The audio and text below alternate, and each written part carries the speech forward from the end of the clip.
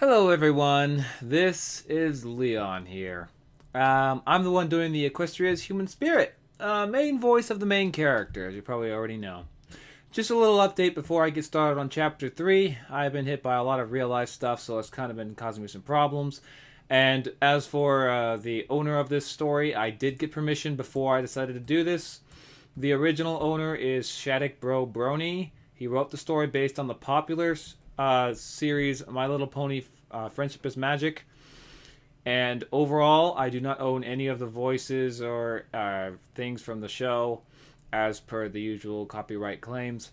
And, well, I can't do any of the music he has provided, mainly due to the copyright strikes that I would get.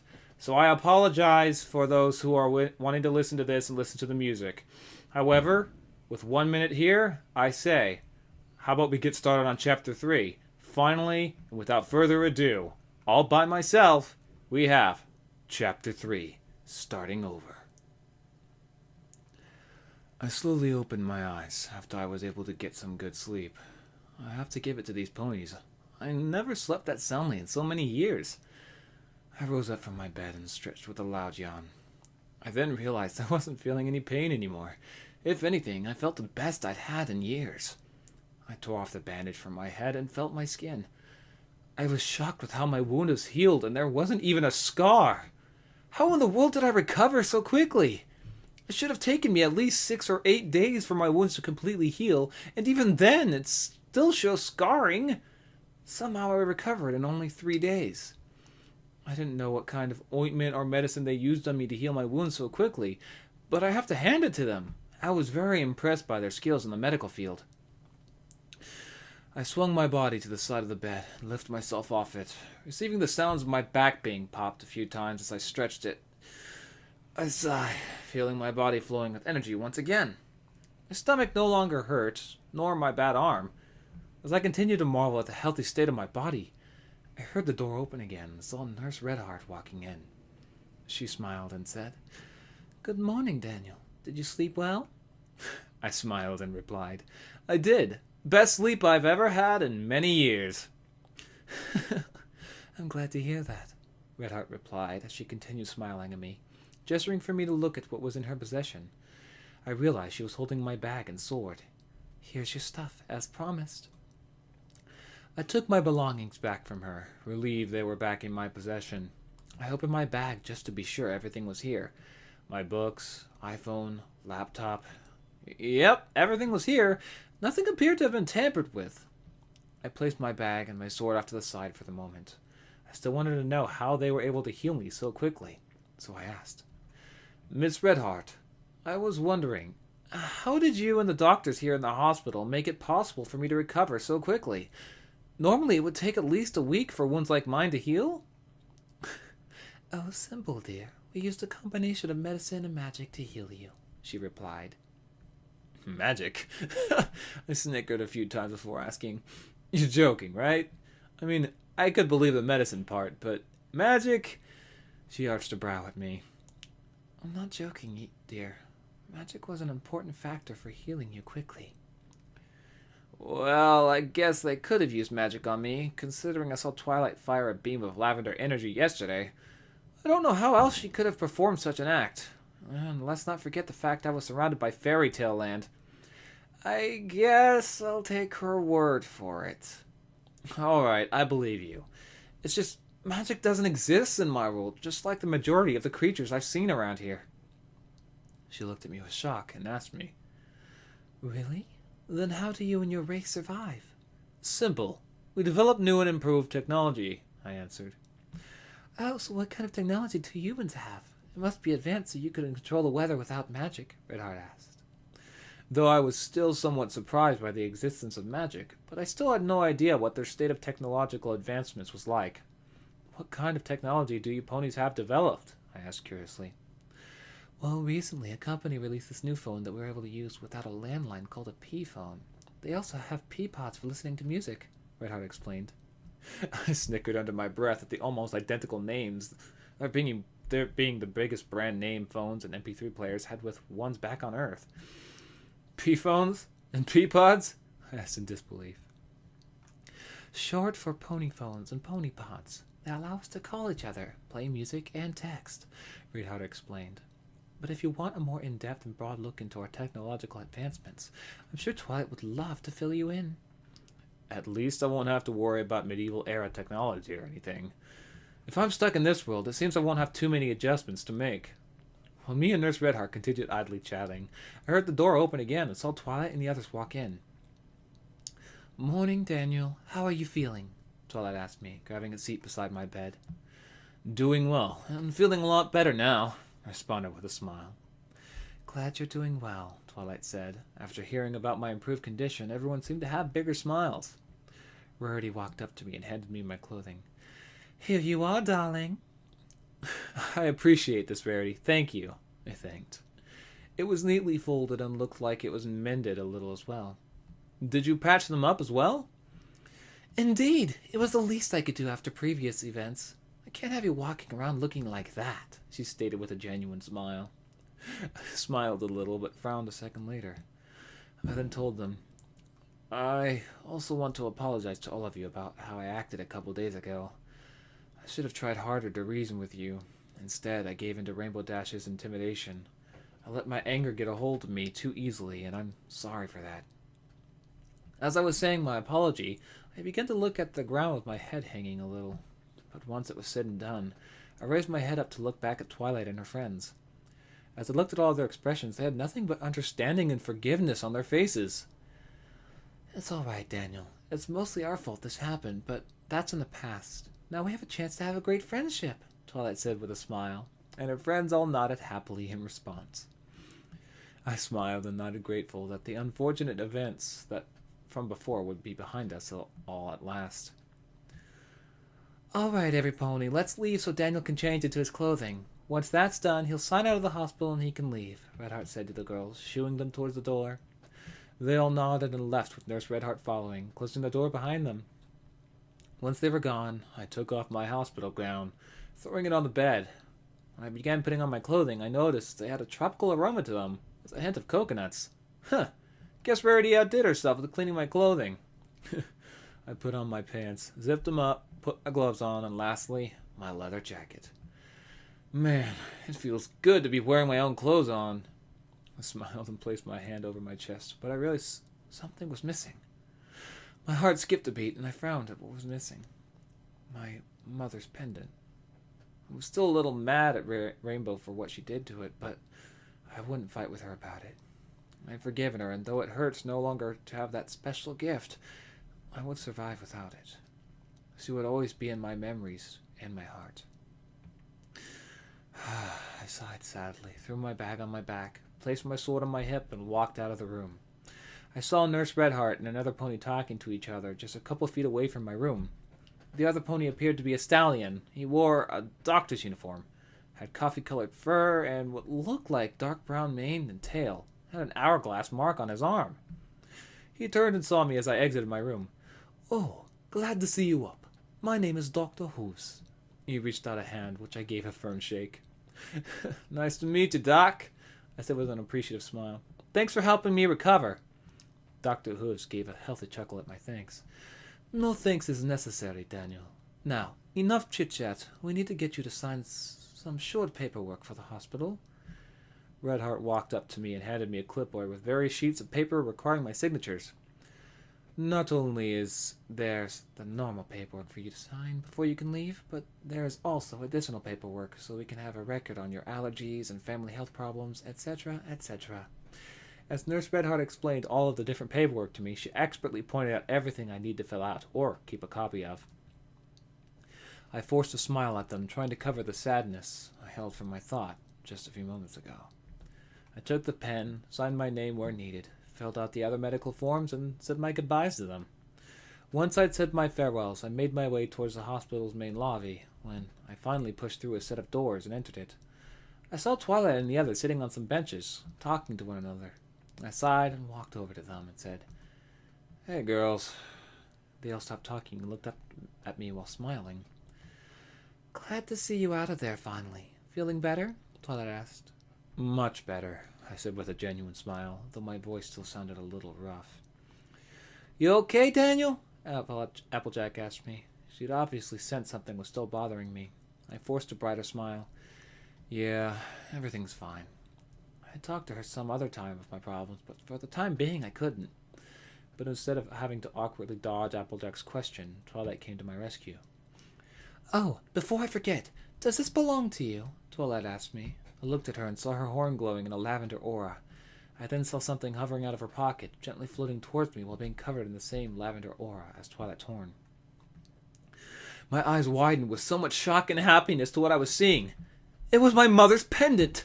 Not only that, it was repaired, like it was never destroyed in the first place!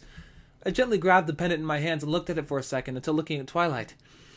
Where did you get this? I asked, still shocked. Well, after you ran back into the Everfree Forest, we found this pendant on the ground, shattered. I repaired it using my magic, and we saw a picture of a young, hairless creature like you in there, so I assumed it belonged to you, Twilight explained. Twilight had no idea how happy I was with her for what she did. I thought I'd lost this pendant forever. Tears formed in my eyes, but these weren't tears of sorrow or sadness. No, these were tears of joy and happiness. Twilight then walked up to me and placed her hand on my shoulder while I was crying. Daniel, what's... Whoa! I cut her off when I quickly brought her into a meaningful, caring, and strong hug. I was so grateful for what she did for me. I sobbed a little while I spoke. You have no idea how grateful I am to you for doing this for me. Thank you so much, I whispered while I tightened the embrace. I didn't know how long I was hugging Twilight for, but it didn't matter to me at the moment. Daniel, you can let go of Twilight any time now, I heard Applejack say. I was snapped back into reality, still holding Twilight in a tight embrace. I quickly let go of her while I was blushing deeply. I saw that Twilight was blushing deeply as well from the act. I cleared my throat, trying to regain my composure. Sorry, I was just happy for what you did. It's okay, Twilight said, still blushing. I heard some of the girls giggle a little bit at our expense, which only served to make Twilight blush even harder. I sighed happily and placed my mother's necklace back on my neck, happy it was back in its proper place. So, it really does belong to you. It's a very nice pendant, I heard Twilight say. I nodded and opened the pendant, revealing a picture of my mother and I. This pendant belonged to my mother. She gave it to me a long time ago. I never took it off. I closed the pendant again and held it in my hand for a little longer before letting it freely hang from my neck. It's really beautiful, darling. Your mother certainly has good taste with fashion and jewelry, Rarity said to me, admiring the pendant closely. I smiled warmly at her by her sweet comment. Thank you, Rarity. Is your mother doing well? Twilight asked. My heart felt a jolt of pain at her memory, but I held my composure. Yeah, I'm sure she's doing great where she is now. You know, I should have known, I replied in a happy tone. Though she is gone, I'm sure she's happy wherever she is. The girls seemed happy to hear this as well, for they all simply smiled and nodded at me. Turning their attention to the exit, we all started walking towards the exit of the hospital. While doing that, some of the girls asked me a few questions. I want to know, Daniel, how intelligent is your race? Twilight asked. Well, I'm guessing as intelligent as your ponies. I don't know. From what Redheart explained to me, you girls are something called P-pods and P-phones, I explained. Yep, but we're still always creating new things and improving what we have now. What kind of technology do you and your race have? Twilight asked, interested. Well, there doesn't seem to be that much of a difference between our worlds and technological development. I'd have to see more of your world before I could say much, but I do have some things from my own world in my backpack, I explained to them. Twilight's eyes widened. Really? Can you show us? She asked, enthusiastic. I chuckled and nodded. Of course. I dug my hand into the side of my backpack and pulled out my iPhone. As I did, Twilight and the rest of the girls went wide-eyed. Twilight immediately started looking at my iPhone with extreme interest. Wow, I've never seen a P-pod like this before. Where's the keypad? Twilight explained, looking at it. I chuckled lightly at her reaction. This is actually called an iPhone. This little piece of technology is basically like a phone, but it's also a music player as well. In other words, it's putting a P-pod and a P-phone together. And it's called a smartphone, because not only can it do all that, it can also be used for other things. And it's a touchscreen, I explained while showing them how to unlock the phone, play music, or make a call. A phone? She can also play music and a screen that's manipulated by one's touch? That's amazing! She said, admiring my iPhone. I smiled and rolled my eyes. Well, remind me to go into a more in-depth discussion on this device and other things from our world. Also, I'll tell you about my laptop then as well. As I turned my attention back to the girls, I noticed Twilight was writing down what I was saying, plus her own little notes on a little piece of paper. I smiled and chuckled at her. Man, never knew she would be so interested in my race. I had a lot more to tell them about, but I'm going to save that for another time. As Twilight finished taking the last of her notes, we reached the double doors of the hospital's main entrance and opened them. I was blinded by the light at first, due to being out for 2 days, but I eventually adjusted to the light and saw I was in the same town as before. Well, even though you've been here before, but never got a proper welcome, Twilight started, but trailed off as if waiting for something. Welcome to Ponyville, Daniel! The girls all said in unison. Well, better late than never on the greeting, I suppose, I smiled. Thank you, girls. Then gave a little chuckle as I joked. Glad I don't have to deal with Rainbow's fighting skills again. Daniel! Called out 2 boys. Me along with the girls turned and saw Pipsqueak and Spike running up to us. I smiled and waved to them. Spike! Pipsqueak! Good to see ya! Pipsqueak lunged at me and I caught him in my arms. Pipsqueak laughed and I joined him in the laughter as well. I was happy to see the little guy, especially now that I was no longer in the hospital and could properly return the gesture. Pipsqueak looked up at me and smiled. I'm so glad you're out of the hospital. Are you feeling better? Such a good kid he is. It's really nice to see someone ask me if I was okay for a change and care about me. I smiled and messed up his mane. Feeling way better, little rascal. You doing okay? Even though I was relieved that he's better now, I'm still a tad worried about him and knowing if he was doing okay while I was in the hospital. Pipsqueak nodded. Yeah, if you never came along, I would have been Timberwolf Chow. Speaking of which, how were you able to fend off the Timberwolves, Daniel? Rainbow asked curiously, but then she got a smirk on her face from her next question. Seems that if you could take on Timberwolves, you should have given the girls and I a harder fight. She lightly punched me in the shoulder after that. I smiled and placed Pipsqueak down. Well, I was more worried of really hurting you girls unlike those creatures. If I was determined to hurt any of you, I'd have used my training from my grandfather to use a sword against you. And that's what I did against the wolves, I explained as I directed them to the sword sheath on my hip. Rainbow raised an eyebrow at me. You have a sword and training to use it effectively, yet you chose to fight me without it? You got some balls! I laughed a little at Rainbow's last comment. I'm flattered, but I wasn't too worried about fighting you without my sword. My grandfather had also taught me karate, a form of martial art, so I could easily rely on that without risking serious injury to you. I smiled even bigger as I looked at Rainbow. If it wasn't for that training, I might have lost a future friend. Rainbow returned the smile with an accent surprised but happy tone. You know karate? I nodded. Yep. I mastered karate when I became 10, becoming a black belt in Judon. Judon is a higher class of karate. Training through it was not an easy task for me, however, the results were amazingly high when I reached the level of a Judon black belt. Rainbow's eyes widened in disbelief. When you were 10, you became a Judon? I'm only a Hachidan level black belt. When did you start doing karate? She's a Hachidan black belt? Oh, no wonder why she was really good at karate. I crossed my arms and shrugged. I started at the age of 6, I plainly answered. My answer made Rainbow and the others' jaws drop. What? That's crazy! Somebody mastering karate that young is insane! Rainbow blurted out. I shrugged.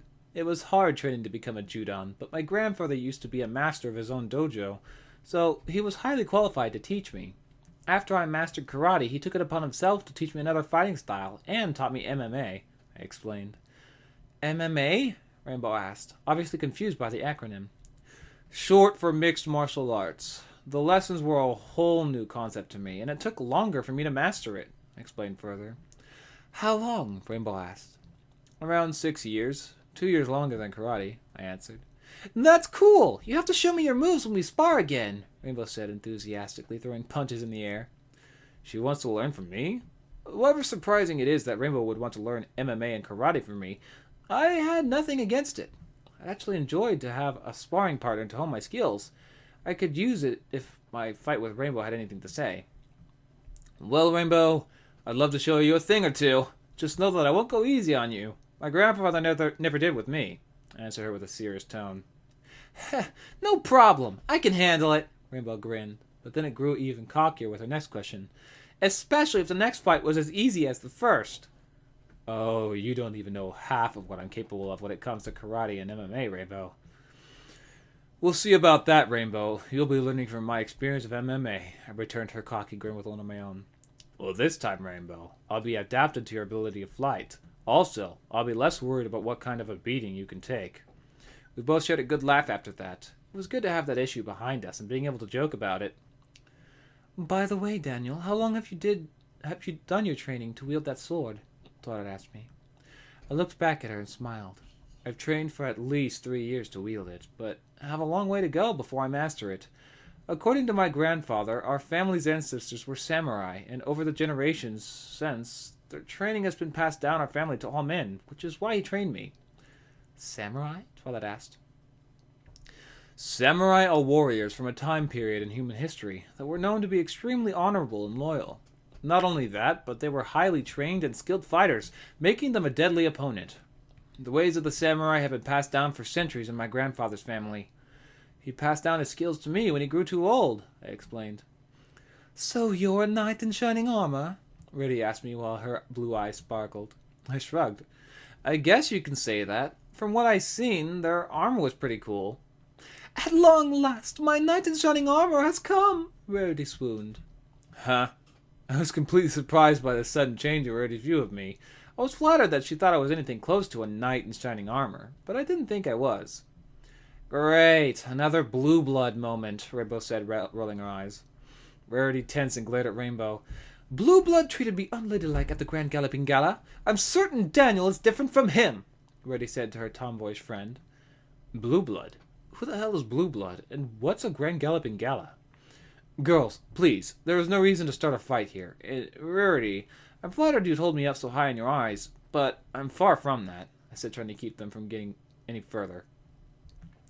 But before any of them could say anything, we heard a voice from somewhere above. Watch out below! I looked up, searching for the source of the voice, and saw a gray-furred girl with a golden mane and wings falling to the ground at a fast speed. I quickly dropped my bag and sword and burst forward to the girl. When I got close enough, I launched my body forward, twisted my body, and held my arms out to catch her. She collided into my chest, and the two of us landed on the ground and skidded a good few feet, making my back feel terrible. But at least I cushioned her fall. I groaned as I lifted my head up to check on the girl. She was wearing a male woman, or rather a male mare uniform, had a golden mane, tail, gray fur, and had a tattoo of bubbles on her arm.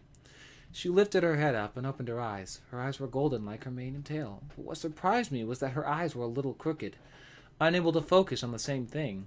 She then looked at me, and her eyes then went wide. I smiled at her. Are you all right, miss? She rubbed her head a little and answered, Yes, thank you, mister. Daniel! I looked back and saw Twilight and the others running towards me and the girls. Are you all right? Twilight asked me. I nodded. Yeah, everything's cool, I answered. Twilight then turned her attention to the girl. Derpy, you have to be more careful next time, she said in a soft but firm voice. Wait, this girl's name is Derpy? I snorted softly, preventing myself from laughing at the irony. Wanting not to hurt her feelings, I lifted her off of me, and we both stood up, dusting ourselves off. Sorry, Twilight. I was just flying, but then I saw him, and I just lost control and started falling, Derpy explained while keeping her gaze locked onto the ground. How can you just fall all of a sudden? I asked her. It didn't make sense how she can just fall all of a sudden. Wait, could it be her... She looked at me and frowned. It's because of my eyes. They've been like this ever since I was born. Many of the ponies make fun of me because of them, because of how they just look or how it makes me so clumsy. As she finished her little explanation, Derpy's shoulders sank lower and her ears were flat against her head. It was obvious she was hurt for the constant experience. My heart shattered at seeing this mare so sad from remembering how many treat her. Not only did it sadden me, but it made me remember of how I felt around school when I was younger. I walked up to her and gently pulled her into a warm hug, which made her gasp in surprise. What are you doing? I said nothing for the first few seconds until I tightened my embrace a little and spoke. I'm so sorry you have to go through that kind of pain, Derpy. Being different from someone... Some pony! Pinky blurted out her correction. Shh, Pinky! Twilight shushed. Thank you, Twilight. Some pony sometimes makes others treat them differently. It's a sad thing when it happens, but it can't always be prevented. But you can't let them get to you, I said to her. What do you mean? Derpy quietly asked. I could hear the doubt in her voice. I remained quiet for a few seconds until I spoke again. Like you, I was bullied back from where I'm from. Many of the people around me from my world saw me as a weakling because I held something dear to my heart. They didn't like the fact that I cared so much for something, and because I was different than them in this aspect, I became their target. I pulled away and looked into her eyes. I know what it's like to be bullied and feel abandoned sometimes, but I can tell you have a strong heart, Derpy. You shouldn't let what others think of you get into your head so easily. Just worry about you. Don't let others' thoughts ruin who you are, and smiled at her. Also, don't listen to those who think you're a klutz because of your eyes. I believe your eyes are very beautiful. She gasped in shock, as a bright blush began to appear on her cheeks. Oh, really? You think my eyes are beautiful? I nodded and smiled warmly at her. I do. They're the most beautiful golden eyes I've ever seen. Derpy's lower lip quivered and her golden eyes were filled with tears. Almost reaching her peak, she couldn't take it anymore. She then launched back into me, wrapping her arms around my shoulders tightly, and started to cry a little. It tore me a little to see her like this. I couldn't believe that so many ponies would make fun of her because of her beautiful eyes. I gently wrapped my arms around her again and returned the hug. Feel better? Derby let go of me and pulled away, smiling. Yes, thank you so much. It's been a while since I heard a guy say something so sweet like that to me. You're the most sweetest pony I've ever met. I chuckled a little. Actually, I'm a human. My name is Daniel, by the way. Derpy went wide-eyed. You're a human?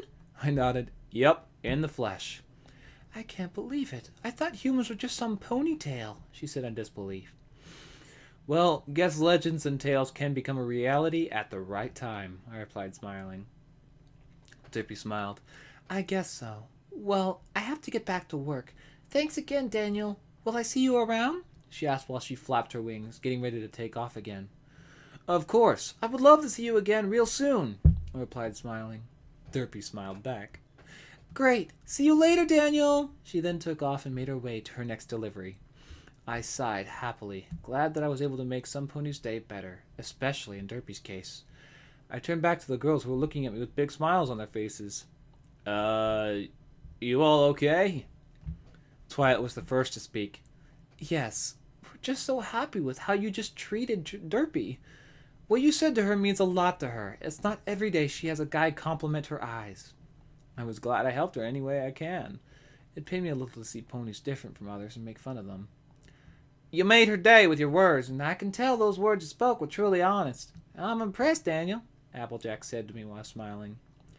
That was really fabulous for what you did for Derpy, darling. She has been through so much, and you're one of the first ponies, or humans in this case, to really help her, Rarity said while wiping the last of some tears she had in her eyes.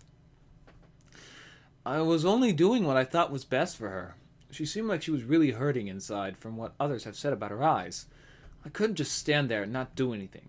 I'd do anything to make sure she or others like her are happy, I explained. Well, you truly helped some pony out today, Twilight said, smiling. My second time here in this town, and I already helped some pony out. It warmed me dearly. I smiled back for the first time in my life. I was able to help a person out, or pony in this case. It felt amazing, and I knew my mother would be very proud of me. I then realized some of the ponies around us were giving me strange looks. Twilight? Twilight saw what I was looking at. Don't worry, we've talked with most of the ponies in town. You still be strange to them for them to get used to, but they know you aren't dangerous or anything. Before I could reply to Twilight, a green mint blur hit me out of nowhere, making me roll and slide against the ground. I groaned as I opened my eyes and saw that a green mint unicorn with golden eyes, like Derpy, was on top of me. She was wearing a green shirt and blue pants and had the biggest smile I'd ever seen. I knew it! I knew humans exist! She said cheerfully. Was all that came out of my mouth. Who was this pony? It's all here. No fur, hair on the head, no tail, has feet instead of hooves, and has a small nose. It all fits what I studied on, and now I'm seeing a real human in person, she exclaimed happily. Yeesh, this mare's acting like a little filly getting her favorite toy for Christmas. Can you get off of me, please? I asked politely. Oh, right. Sorry, she said as she got off of me, which I was grateful for. I got up and dusted the dirt off my pants. It's cool. Not the first time I had a body collide with me today. All right. By the way, my name is Lyra Heartstrings, she greeted with a little wave. So this is the mayor Spike told me about. So you're the mayor that knows about my race, correct? I asked her. I'm still quite surprised that somebody like her knows about my race. She grinned ear to ear and nodded happily. Yep, I've been studying about the human race ever since I was a filly. I've been eager to meet a real human in the flesh because every pony thought I was crazy since humans don't exist, she explained to me. Some of the ponies thought she was crazy because they thought my race didn't exist? Man, that must have been rough for her. Well, at least now they won't think she's crazy anymore because there's a human now. I smiled and shook my head. A lot of little girls and boys back in my world believed in unicorns and dragons when they were young, but to hold on to it after childhood. Well, if a little girl or boy back from my world came here and discovered unicorns and dragons exist, they would go crazy. I chuckled at the thought. Daniel! I looked back and saw the group running up to me once more as I made contact with the ground for the second time today. You okay? Twilight asked as she and the others made it to Lyra and I. Yeah, everything is all right, I answered. Twilight then turned her attention to Lyra. Lyra, that was very rude of you, pouncing on Daniel like that. He's been through a lot since he came here. Apologize to him, she said in a firm voice. Lyra looked back at me while frowning and bowed her head to me. I'm really sorry, Daniel. I got too carried away. I smiled and placed my hand on her shoulder, making her look up at me. Like I said already, everything is cool. No pony got hurt. Glad I used the right grammar there. Lyra smiled at me. Thank you, Daniel. I nodded and then turned to Twilight. So, Twilight, where are we heading? I'd like to know before another mayor crashes into me. We're heading over to the library. I have some questions for you to answer before we do anything else, she answered, smiling at me. I guess answering some of her questions should be fine, as long as I'm comfortable answering them, that is. Let me come too. I want to know more about your race, Lyra asked pleadingly. I don't see why not, I said as I walked over and grabbed my bag and sword from where I'd left them before. As the old saying goes in my mind, the more the merrier.